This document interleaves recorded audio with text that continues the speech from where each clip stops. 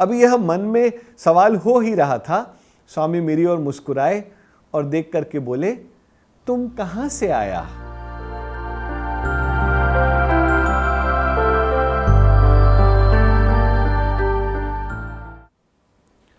ओम श्री साई राम।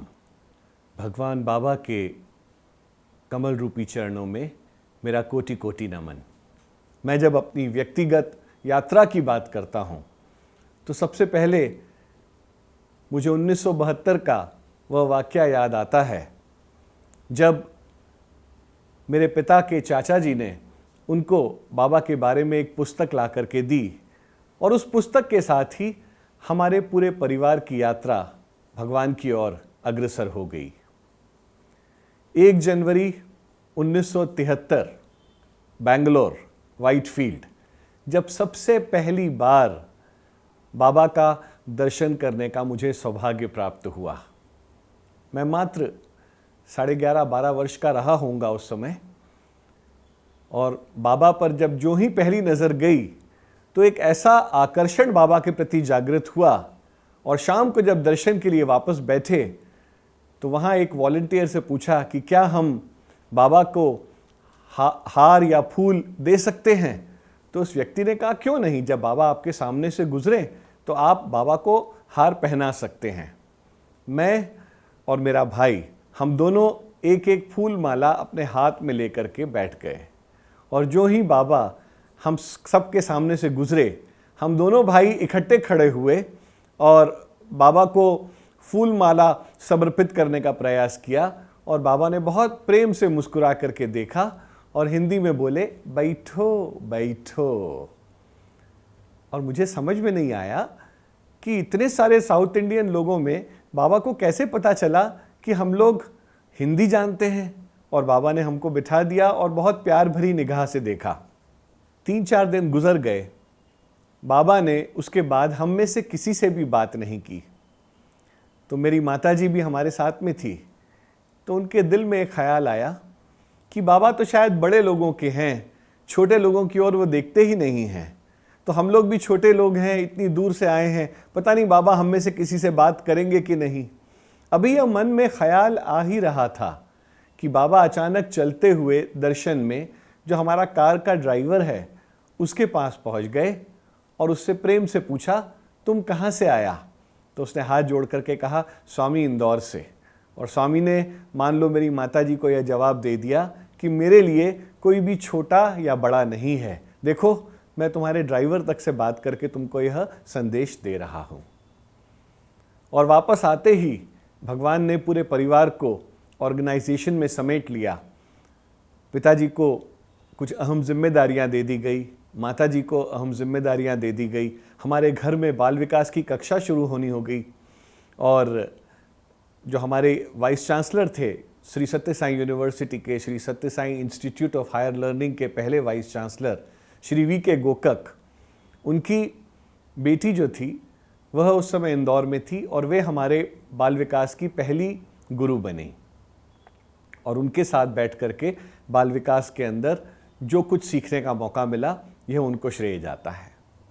1978 के आसपास जब मैं अपनी 10वीं कक्षा पास करके 11वीं में गया, तो मेरे पिताजी ने मुझको और मेरे छोटे भाई ध्रुव को, हम दोनों को बुलाया और उन्होंने कहा कि मेरे हृदय में यह बहुत इच्छा है कि तुम दोनों बेंगलोर में बाबा के कॉलेज में जाओ और वहीं पर अपना अध्ययन करो, कॉलेज एजुकेशन पूरी वहीं से प्राप्त करो। तो मैंने पिताजी से पूछा कि पिताजी वहाँ वातावरण कैसा है? बेंगलोर तो बहुत एडवांस सिटी है, तो वहाँ आप हमें भेज रहे हैं। तो पिताजी ने मुस्कुरा के कहा, नहीं वो तो बहुत निर्मल वातावरण है, वहाँ बहुत अच्छी जगह है, वहाँ स्टूडेंट्स बहुत सिंपली रहते हैं, बहुत साधारण कपड़े पहनते हैं, सफ़ेद शर्ट सफ़ेद पैंट पहनते हैं, पिक्चर्स नहीं देखते, मोटरसाइकिल पर घूमने नहीं जाते, सुबह शाम भजन करते हैं, और सबसे बड़ी बात कि उनको बाबा का सानिध्य प्राप्त होता है। और बाबा के सानिध्य प्राप्त होने की वजह से ही उनके जीवन में एक बहुत बड़ा सुधार आ जाता है। यह सुन करके मेरा दिल कुछ बैठ गया। मैं एक 17-18 वर्ष का नवयुवक था जिसकी आंखों में कुछ सपने थे।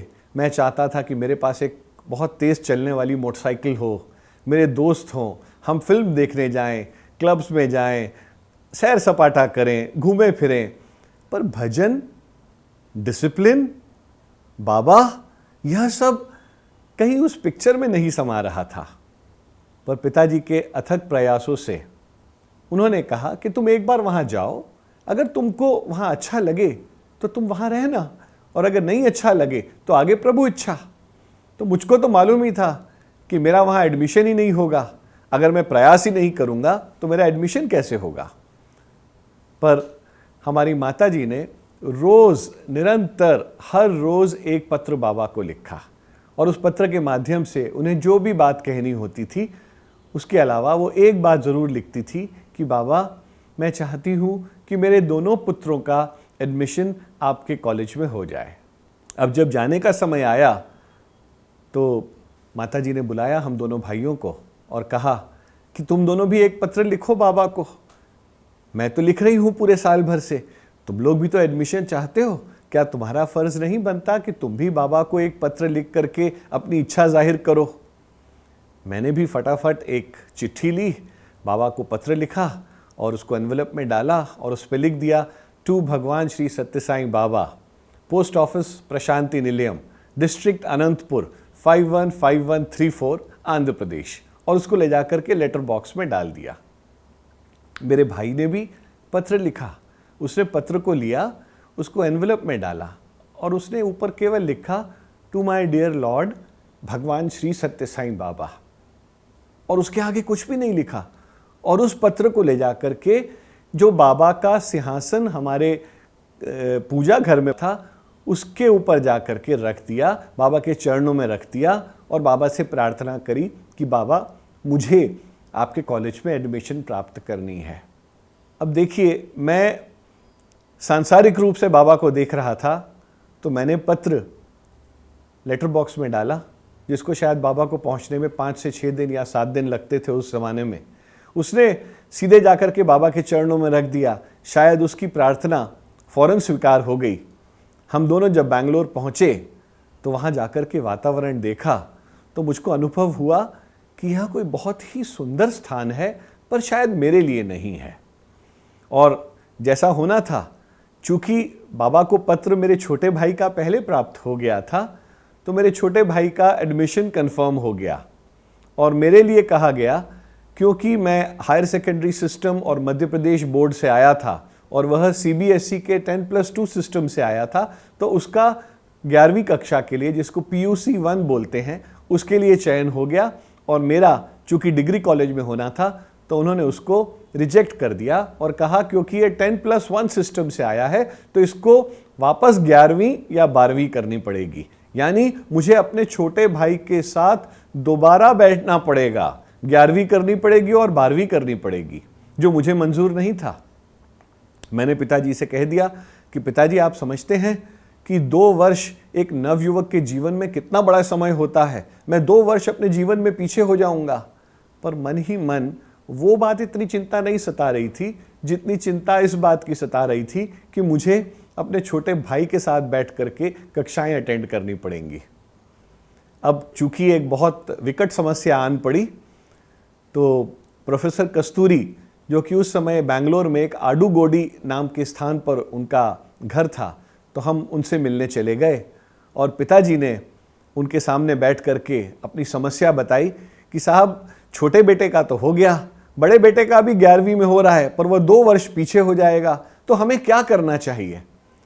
तो प्रोफेसर कस्तूरी, जो कि एक बहुत ही ब्लिसफुल डिवोटी हैं, एक बहुत ही आनंददायी भक्त हैं, उन्होंने अपने बिल्कुल मुस्कुराते हुए अंदाज में बोला, त्रिभुवन बेटा, अगर भगवान मुझे इस 70 वर्ष की उम्र में भी मौका देते कि तुम 11वीं कक्षा में एडमिशन ले लो, तो मैं आज भी एडमिशन ले लेता। तो यह मौका चूकने ना पाए, तुम ले लो एडमिशन और भगवान पर छोड़ दो। पर मेरा अहंकार आड़े आया और मैंने पिताजी से कहा कि मुझे अपने छोटे भाई के साथ उसी कॉलेज में नहीं पढ़ना। तो वहाँ जो प्रिंसिपल नरेंद्रा थे, हमारे कॉलेज के प्रिंसिपल वृंदावन के, उन्होंने बोला कि आप एक कार्य करिए, पुट्टपर्ती में एक नया कॉलेज की स्थापना हो रही है और वह वेंकटेश्वर यूनिवर्सिटी से संबंधित है, बैंगलोर यूनिवर्सिटी से संबंधित नहीं है, तो क्यों ना आप पुट्टपर्ती चले जाएं और वहाँ कोशिश करें। हो सकता है आपके बड़े बेटे का एडमिशन उस नए कॉलेज में हो जाए, क्योंकि यह तो एक एस्टैब्लिश्ड कॉलेज है जो कई वर्षों से चल रहा है। यहाँ एडमिशन लेना भी बहुत मुश्किल होता है जब तक बच्चों के फर्स्ट डिवीज़न के मार्क्स ना हो, जब तक कि बच्चों का बैकग्राउंड अच्छा ना हो, यहाँ एडमिशन देना थोड़ा कठिन कार्य होता है। पर अगर आप वहाँ जाएंगे तो मुझे ऐसी उम्मीद है कि शायद नया कॉलेज होने की वजह से इसको वहाँ एडमिशन प्राप्त हो जाए। हम प्रभु इच्छा मान करके छोटे भाई को बैंगलोर में छोड़ करके पुट्टपर्ती आ गए। वहाँ गुरु पूर्णिमा का उत्सव मनाया। उसके बाद 15 दिन और थे एडमिशन शुरू होने में, तो मेरे माता पिता वहाँ मुझे छोड़ करके इंदौर की ओर कूच कर गए और कहा तुम भगवान से प्रार्थना करो और तुम्हें अवश्य एडमिशन मिल जाएगा। उस ज़माने में गणेश द्वार पर एक शेड होता था बाईं तरफ, जिसका नाम गणेश शेड बोलते थे, गणेश जी की प्रतिमा की वजह से।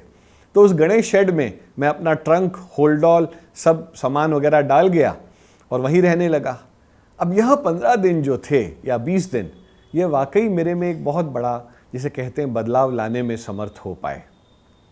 मैं अपने आप को मैंने पाया कि मैं बाबा की गाड़ी के पीछे बेतहाशा दौड़ रहा हूँ। बाबा की एक झलक पाने के लिए मैं घंटों लाइन में बैठने को तैयार हूँ। मैंने बाबा के किताबों का अध्ययन करना शुरू कर दिया। सुबह और शाम ध्यान करने का प्रयास करना शुरू कर दिया और भजन में बिना नागा वहाँ जाना शुरू कर दिया। और शायद इसी की वजह से बहुत मुश्किलों के उपरांत मुझे बाबा के कॉलेज में जाने का मौका मिला।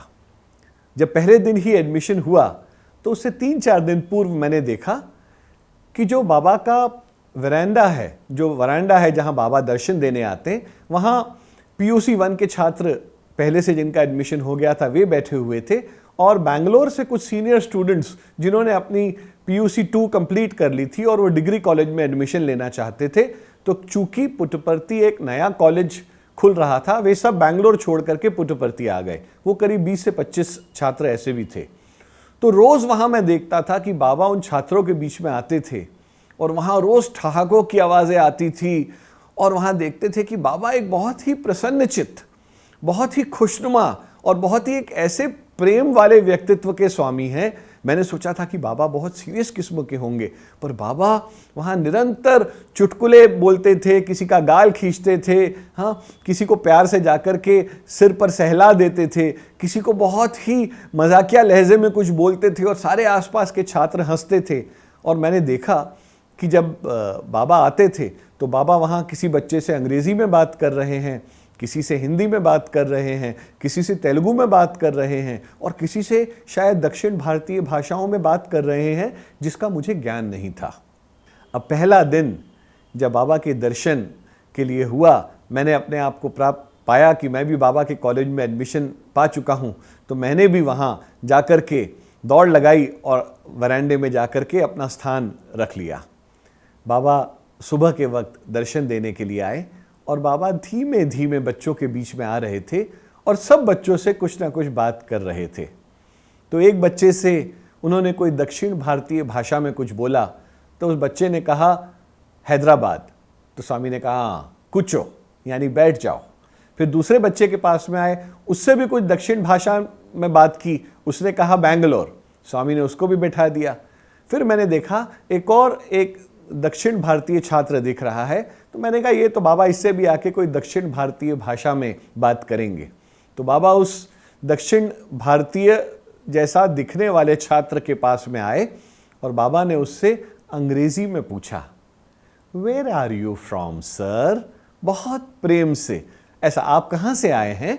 तो उस व्यक्ति ने अपने घुटने के बल खड़े होकर के अंग्रेजी लहजे में कहा, Swami I am from the United States of America. उसका एक्सेंट जो था, उसका बोलने का जो लहजा था, वह दर्शा रहा था कि वह कभी भी भारत में नहीं रहा। और उसने उत्तर में कहा कि स्वामी मैं तो अमेरिका से आया हूँ। तो यह सुन के मुझे बड़ा आश्चर्य हुआ। मुझे लगा कि स्वामी इससे कोई दक्षिण भाषा में बात करेंगे, पर उससे तो स्वामी को मालूम था कि इसको शायद कोई दक्षिण भाषा आती नहीं है, और यह चाहे इसके माता पिता दक्षिण के रहे होंगे, पर यह तो अंग्रेज़ी जानता है। और स्वामी ने उससे अंग्रेज़ी में बात की। फिर स्वामी मेरी ओर देख करके मुस्कुराए और मेरी ओर धीमे धीमे कदम रखते हुए आए। मैंने अपने दोनों हाथ बाबा के समक्ष जोड़ लिए और मुस्कुराते हुए बाबा की ओर देखने लगा। और मन ही मन एक सवाल आया कि स्वामी, अब आप मुझसे किस भाषा में बात करेंगे? मुझे अंग्रेजी और हिंदी के अलावा कोई भाषा आती नहीं है। पंजाबी आती है पर पंजाबी आपको नहीं आती, तो आप मुझसे किस भाषा में बात करेंगे? अभी यह मन में सवाल हो ही रहा था, स्वामी मेरी ओर मुस्कुराए और देख करके बोले, तुम कहाँ से आया? तो मुझे एकदम झटका सा लगा कि अरे स्वामी जानते हैं कि मैं हिंदी भाषा जानता हूँ केवल। तो मैं अपने घुटनों के बल खड़ा हुआ और मैंने कहा हाथ जोड़ करके, स्वामी इंदौर से। तो स्वामी बोले, yes yes, you are from indoor, not from outdoor. और सब बच्चे आसपास जो बैठे हुए थे वो खिलखिला के हंस पड़े। और स्वामी का कहने का आशय था, इसको इंग्लिश में कहते हैं शब्दों पर पन करना, पनिंग ऑन द वर्ड्स, यानी कि एक शब्द का दूसरा अर्थ निकालना। जो ही मैंने कहा कि स्वामी मैं इंदौर से हूं, तो स्वामी ने कहा तुम इंडोर से हो, यानी तुम अंदर से हो, तुम बाहर से नहीं हो। और मुझे पहली बार ऐसा प्रतीत हुआ मान लो इस पहली ही मुलाकात में, इस पहली ही बात में स्वामी ने मेरा दिल जीत लिया और मुझे इस बात का एहसास करा दिया कि तुम तो मेरे अपने हो, तुम बाहर के नहीं हो।